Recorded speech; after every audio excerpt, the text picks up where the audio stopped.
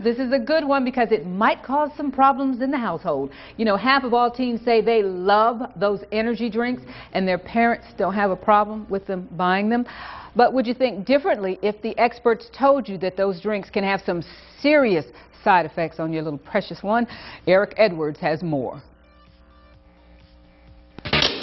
Energy drinks offer an instant buzz, but they might have a permanent effect on teens. We know for a fact that children and teens do not tolerate caffeine as well as do adults. What's also known, teens account for half of the energy drink market. According to new research from the University of Miami, 48% of the nearly 5,500 caffeine overdoses reported in the U.S. in 2007 were in children younger than 19. Almost all of them have physiologic effects. Some of the overdose cases may have been a combination of energy drinks and alcohol, but experts say a jolt of caffeine alone is enough to cause symptoms of an overdose in young people. Their heart is beating faster, fluttering, palpitating.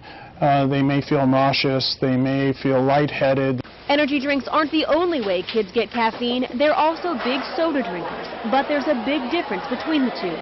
Caffeine in a soda is regulated, and the amount of caffeine in an energy drink is not. The American Beverage Association issued a statement saying the FDA has deemed caffeine safe and that most mainstream energy drinks actually contain about half the caffeine of a similar-sized cup of coffee house coffee. Some experts argue coffee may not have the same effect, despite the high caffeine. The coffee has to be sipped in general because it's consumed hot, whereas energy drinks are uniformly cold and therefore can be chugged. It promises to be a topic of debate and more research for years to come. Erica Edwards, NBC News. Boy, joining me now to talk about his concerns about energy drinks is Dr. Mike Seckinger. And also joining me with some questions for him are the ladies of Conversations with Dee, Jean Keel and Sue Wilson. Thanks so much, everybody, for being with me. My son told me not too long ago he used to chug them. I didn't even know it. I said, are you crazy? Now, I just felt that that was a lot of caffeine. I hadn't done any studies. And then talk to you, Dr. Mike, and you say, not good for you, huh? Well, there have been 31 cases of poisoning this year in children under 6 with respect to the energy drinks. And that's, as of last year, 600 and something cases. So we've already had over 331 cases this year of poisoning to children under 6 as related to these drinks.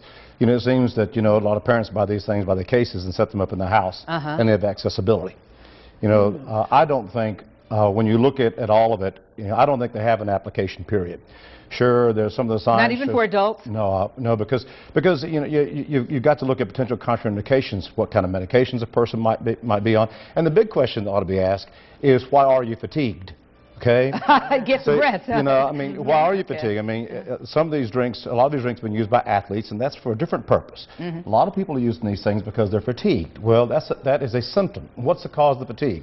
You know, it could be malabsorption, malnutrition, it could be anemias, many factors relevant there. So to take something to treat a symptom of fatigue without understanding what might be the cause doesn't make an awful lot of sense. Okay, we are taking some phone calls. You have Dr. Mike here for you. Take advantage of this. Get some good information about these because it could be your children. It could be somebody you know and you're just kind of concerned about them. The number's 569-9390.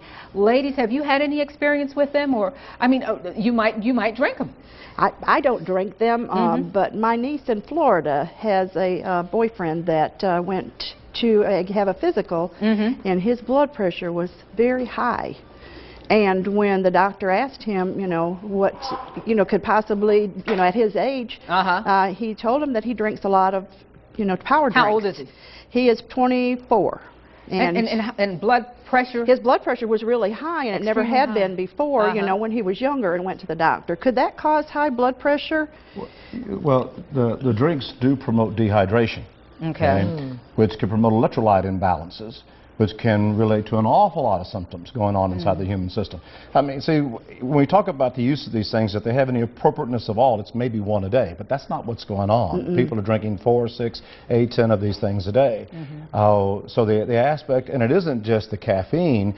You know, I looked at a couple of these the other day, and the level of sugar is between 28 and 58 grams of sugar. Oh my goodness! In each can. Well, I mean, that's 58 grams is 12 or 13 teaspoons of sugar. You know, I did read a little bit when I knew you were coming, and I found out that different people are affected in different ways, and so they will say, "My friend drinks them; she's okay." You know, and so maybe I think I can drink it, huh?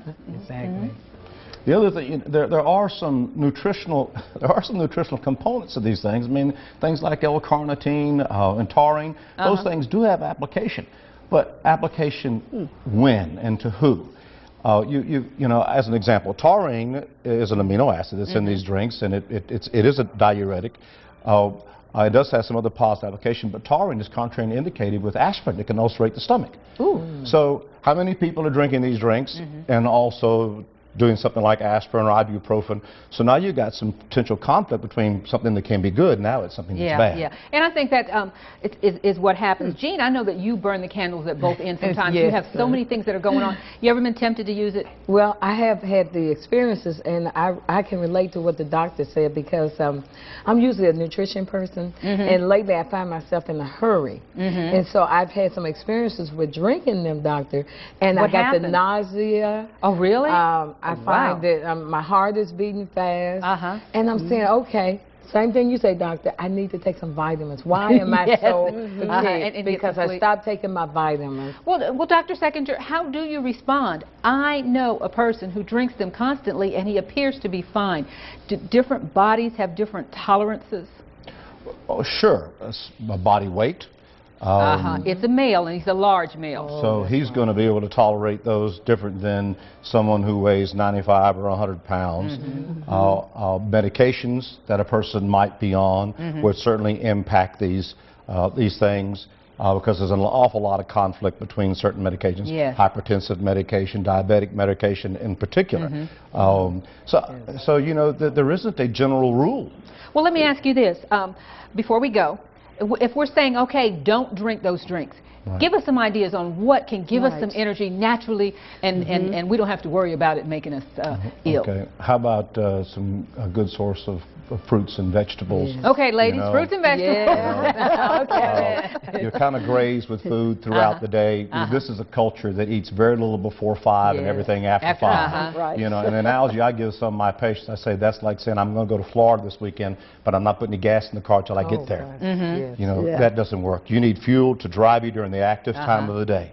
And if you eat a balanced diet, fruits and vegetables, drink plenty of water. That's the greatest energy compound, hydrating compound you can consume, and it doesn't cost anything. Awesome, awesome. Well, thank you so much for being with me, ladies, and thank you so much, Dr. Sechinger.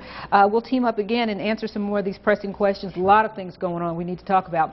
And still to come on the Dee Armstrong Show, ways to treat those varicose veins without having to go to the hospital, and music from the funky Joe McClure, and then next, legal advice from attorney Gary Bruce, and more on the Dee Armstrong Show.